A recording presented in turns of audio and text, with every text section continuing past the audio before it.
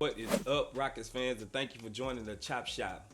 And I'm here to tell you 5 ways that the Houston Rockets can possibly make the play-in if they improve in these 5 categories. Number 1, they need to desperately cut down on the turnovers. Number 2, they have to be much better defensively. Number 3, they need rebounding. And that's offensively and defensively rebounding. They need to shoot better from the free throw line. It's too many times that we didn't had close games and lost because we just couldn't hit our free throws. And number 5, we need to shoot better from behind the arc. We need a better 3-point percentage. We need better shooters all around. And if these 5 things can happen, we possibly can make the play-in. So let's jump into it and break it down real fast. All right, so first we have to break it down in the win-loss column. So the 4 teams that made the play-in last year was, at number 7 was the Minnesota Timberwolves. They had 46 and 36. They had 46 wins, 36 losses. Los Angeles Clippers was number 8. They had 42 wins and 46 losses. Number 7 was the New Orleans Pelicans. They had 38 wins and 46 losses. And number 10 was the San Antonio Spurs. They had 34 wins and 48 losses. Now we all know the Rockets finished with a 20-62 record last year. That was bottom in the whole league. So for them to make at least a jump, just judging off of last year and what usually the play-in to get you is between 34 and 46, 47 wins. So in order for them to even catch the play-in, they have to be a plus 17 games from last year.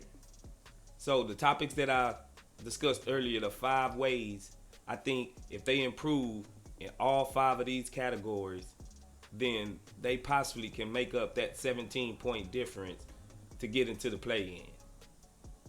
Let's check it out. So let's start off with the turnovers and what the turnovers will lead to. That's less points for you, more points for the team, for the opposing team, obviously. So number 7, Minnesota Timberwolves, they was the number 1 scoring team in the league at 115.2 points per game. So they was tops in the league. The Los Angeles Clippers, they was like number 23 at 108 points a game. The New Orleans Pelicans, they was number 18 at 109 points a game. And the San Antonio Spurs, they was number 7 at 113 points a game. And we all know the Rockets was number 17 at 109 points per game. So they will have to make a leap in points per game. And I think in points per game, the leap will increase by decreasing the turnovers.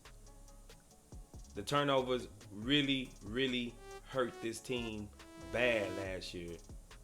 And from what I'm judging off of 1 game this year, it's a problem this year so far too. So we really must clean up the turnovers. That's easy transition buckets for the defense. That's less buckets and less shots taken on our behalf. So the number 1 thing on the list that we must fix to even think about reaching the play-in game is our turnovers. And the direct correlation to turnovers is points per game. And cutting down on our turnovers will lead to more points per game. All right. Now let's look at the defensive side of what the play-in teams did last year. The Minnesota Timberwolves opponents' points off of turnovers was 16.2 points per game. The second chance points they gave up was 14.1 points per game. And the points in the paint was 46.9 points per game. The Los Angeles Clippers points off opponents' points off turnovers was like 16 5 points per game. The second chance points was 15 points per game. And the points in the paint was 50 points per game. The New Orleans Pelicans was 16.1 points for the opponent's turnovers points. The second chance points was 12.6, and the points in the paint was 45.2. San Antonio Spurs opponent's points per game was 15.3 points per game. The second chance points was just 14.9 points per game, and the points in the paint was also 50 points per game. And the Rockets, in contrast, their opponent points per game was number 1 in the league with 21 points per game off of turnovers. We turned it over drastically and gave it up to the other team too much. The second chance points per game was 14.7, and we also gave up a league worst 53 points per game in the paint. So our defensive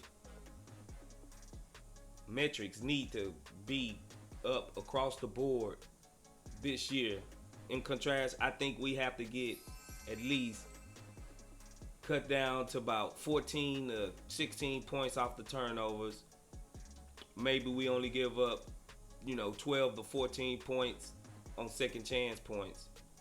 And for points in the paint, maybe like 44 to 46 points per game to reach the play-in status quo, so to say, to even out how all of these teams perform to reach the play-in game. All right, like I said, we need better rebounding. So let's look at how the other play-in teams rebounded last year in contrast to the Rockets. The Timberwolves had 32.9 rebounds per game, defensive rebounds per game. The New Orleans Pelicans had 33.9 defensive rebounds per game, and the Clippers had 34.5 defensive rebounds per game, and the Spurs had 34.3 defensive rebounds per game. And the Rockets was a lowly 32.4 defensive rebounds per game. So part of defense is securing the rebound.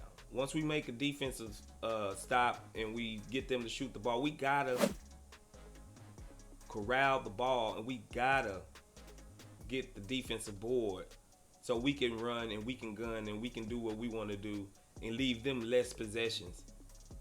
The more possessions we get, the less possessions they have. So that was Achilles heels for us last year as well. We need rebounding, and it looked like as far as this year during the preseason and the first game against the Hawks, we out-rebounded every game. So that's an uptick that we are looking for, and I think Bruno Fernando is bringing a big jump to that, and Tari Eason, he's getting them boards. And also Jabari Smith is really making an impact on the defensive glass. All right, so we all know free throw shooting was a problem last year.